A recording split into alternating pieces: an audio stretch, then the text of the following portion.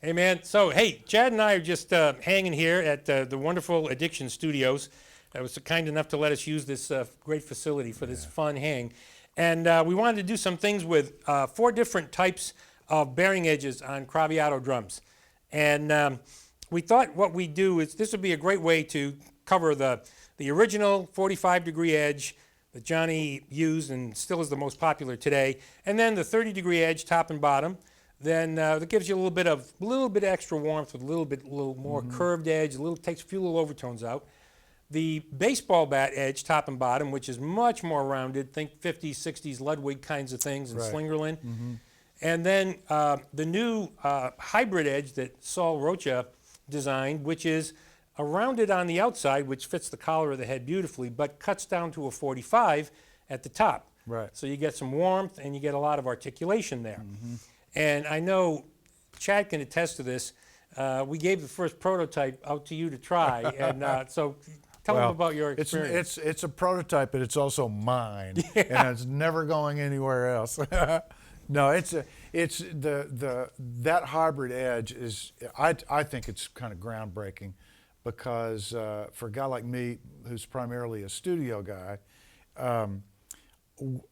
it allows me a range of tuning that doesn't forfeit stick articulation, particularly with guys like me who do drop tunings. Right. And so that edge is providing a lot of additional warmth, and then the 45 side of the hybrid is allowing a brighter, more articulate sound in the top end, which I think is kind of that's a match made in heaven to me for what I do. So this is a really cool thing that we're that Steve's gonna play these drums and take us through the elements of each shell and the bearing edges and what they do. Yeah. So this one that I've got in front of me right here, this is a 45-degree edge, sharpest edge. So generally speaking, you're going to get a wider tuning range because there's not as much contact with the head here. You're going to get more overtones because, again, there's less contact with the head. And you're going to get great articulation and great projection. And it's a very, very popular edge, and Johnny used to love it as an edge. So, and I've got this drum. These drums are tuned up, and again, everybody has to understand, everybody's got their own way of tuning. Some guys like it higher, lower. This is kind of along the range of where I tune, which is a little bit on the higher side. But we'll give you a little sense of what this edge sounds like at different levels here. So, first shot on the strainer where the snares are a little looser.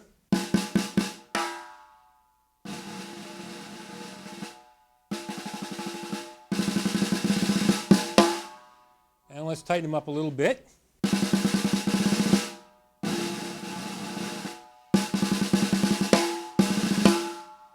Tighten them up a little more.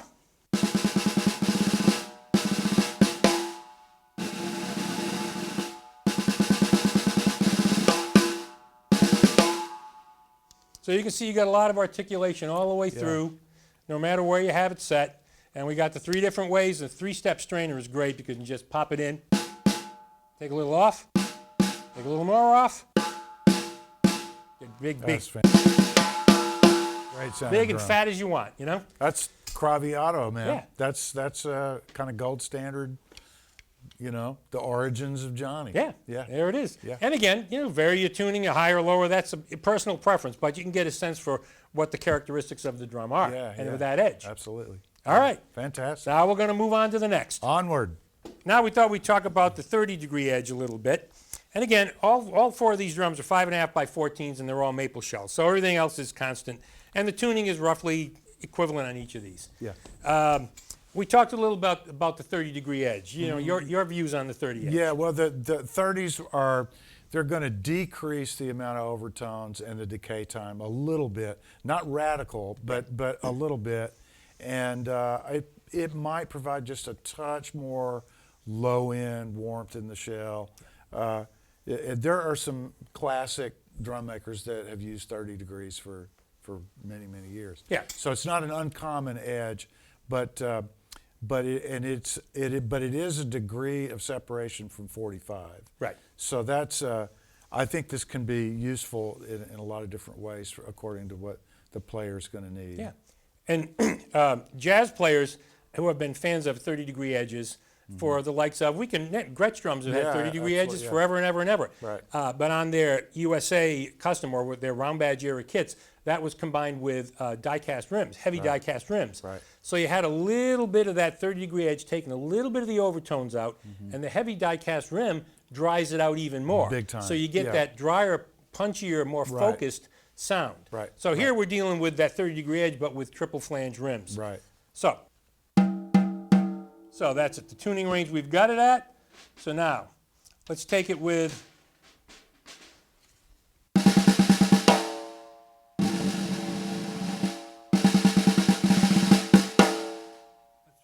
dry it up a little bit more on the second position.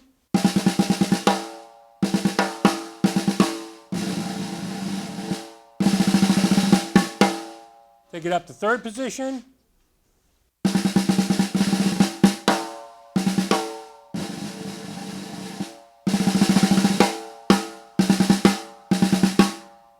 You can see there's a little bit more fatness and body and warmth to this particular drum with that 30. So that little bit of extra touching of the head by the edge is enough to make a difference, and it's there. Oh, you can see it. It definitely is. Yeah, it's very noticeable. I kind of like the second position. Yeah. That was my favorite out of the batch. Exactly. You get a little bit of that, a little bit of trashiness there, but you get that second position here. It kind of opened up. It kind of blooms a little bit. It's exactly. Nice. Yeah. So you got a lot of versatility with it. So that's a 30 edge. Yeah. And we're going to move on. Killer. So next step is a while back, can't remember how many years, long number of years ago, Johnny and I talked about the baseball bat edge, which he liked from, as we're vintage fans, 50s, 60s, you think Ludwig, you think Slingerland. That's right. Rounded edges, Yeah. maple poplar maple shells, or mahogany poplar mahogany, fat, medium to low tunings, this huge sound. Radio King comes to mind to me. Radio King. Just in a big way. Yeah, so that, and so those had what we call baseball bat edges, which just kind of meant really rounded edges. So they're very, very rounded at the top and on the bottom. So, then you generally think, well, okay, if I'm going to crank that drum up for really high tuning, it's probably going to choke. And if it were a ply shell drum, I would say yes, it would. Right. Not so the case here. But when you think about the sweet spot for this baseball bat edge, because it's that way top and bottom, you probably want to be in that mid to low tuning range, generally speaking. I would, absolutely. And it's just going to be a little fatter and a little bit, probably a little less of a wide tuning range. And there will be definitely less in the way of overtones because of the roundness of the edge. Right. So let's just give a little idea. Here's where we are. Position number 1.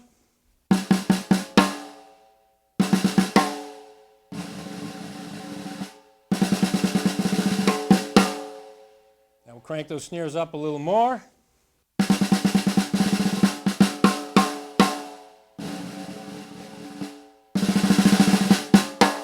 Nice and fat. Crank it up one more.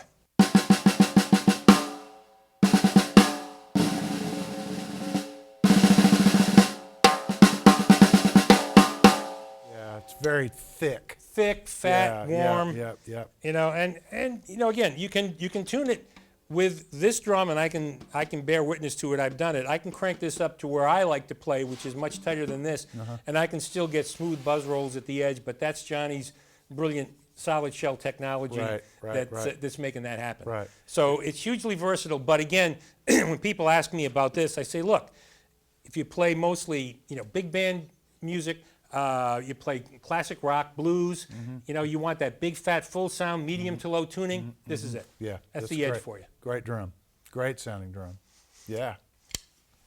All right. Well, you're laughing. Yeah, I am laughing because it's just like we've just stepped into it. Well, Saul stepped into it. Stepped into it. And this particular edge it's a game changer from my perspective.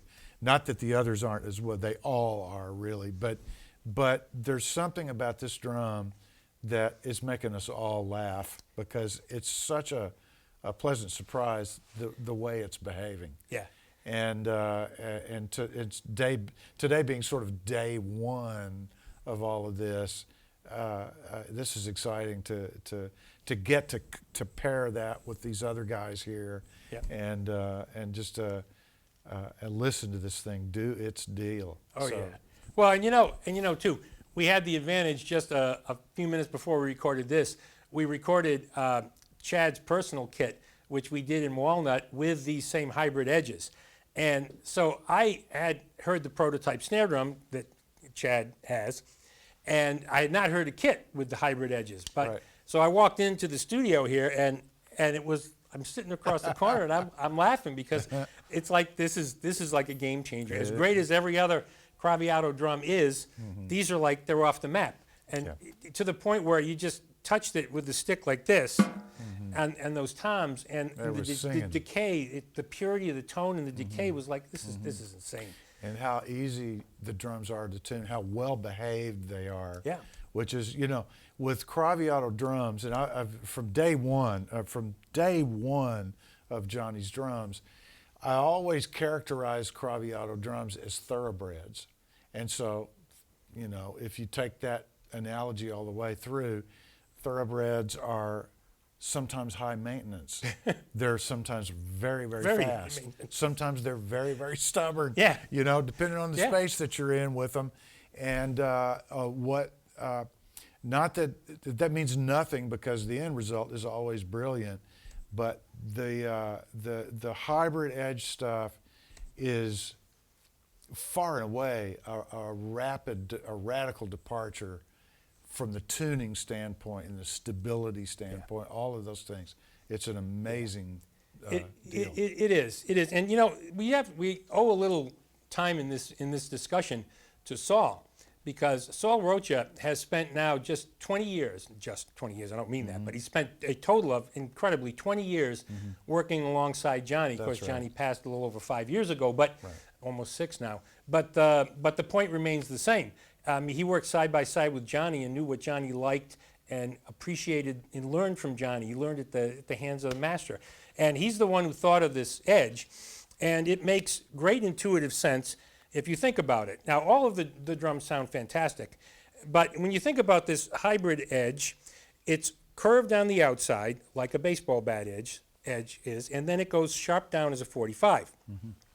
The curve on this edge, just like with the baseball bat, when you take a drum head out, the collar on the drum head, and there's plastic on the drum head, well, that collar and that plastic's not going straight up and over at an angle like that, is it? It's coming off there, and it's got a little bit of a curve to it already. So number one, when you put the head on, it's going to seat more evenly and smoothly on there. Now, you get that little bit of contact between the edge and the head that takes some of the overtones out. But the 45 gives you the sharp angle, so you've got the sensitivity, the projection, wide tuning range. And of course, you got the same thing on the bottom. Right. So when I heard it on the snare drum, I was blown away. And then Chad took the snare drum and said, this is a game changer. And then we went on ahead and put those edges on your kit, which I didn't hear till today. Well, yeah, it was a mystery. It was a mystery to us all crazy. what it would do. And Yeah. it far exceeded what I ever expected. Yeah. So you'll be able to see that. We'll have that posted on the 13, 16, 22 with the snare drum. And then I did a little bit with the snare drum tuned higher, but you'll see that separately. But anyway, for now, this is the hybrid edge, where we are. Okay, here we are in the first position.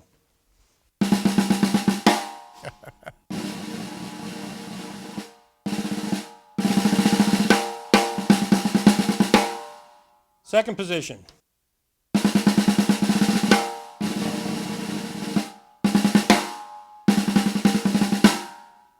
Third position.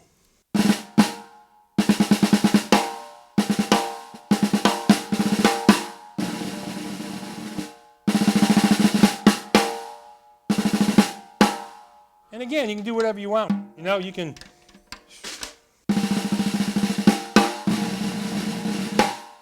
That's nasty. Crank it way, way, way, way.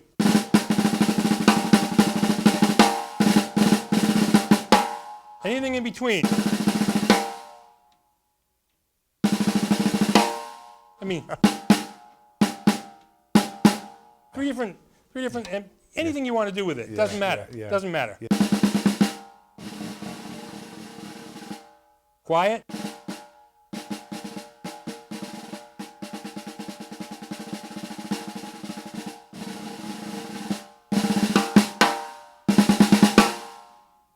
So anyway, there's a whole bunch of things you could do here. Play around. Make sure you want to play it all day. You want to tune it tighter, looser, play around with the wires.